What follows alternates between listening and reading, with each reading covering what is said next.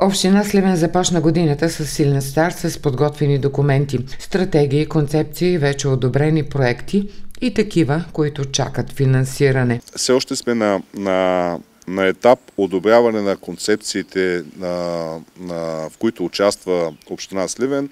Знаете, че изготвяхме план за интегрирано развитие на Община Сливен, който доста време комуникирахме, обсъждахме с гражданите, с заинтересованите общности и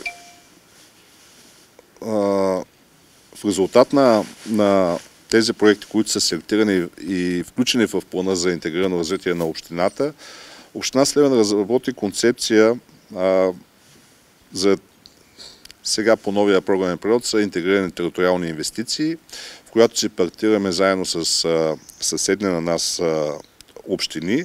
В същото време ние се включихме в концепцията на Община Бургас за новата детска болница, с която ние участваме с наши проекти за енергийно обновляване на детското отделение, на здравните служби по селата.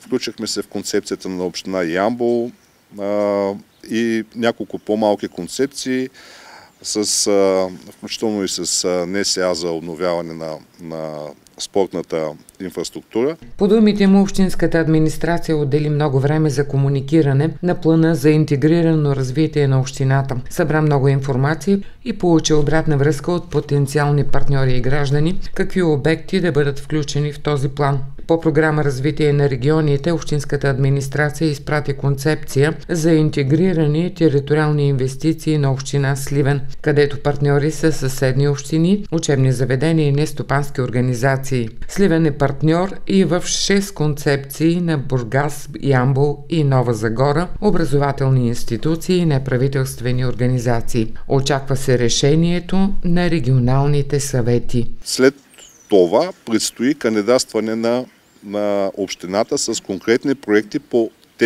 част от тези одобрени концепции.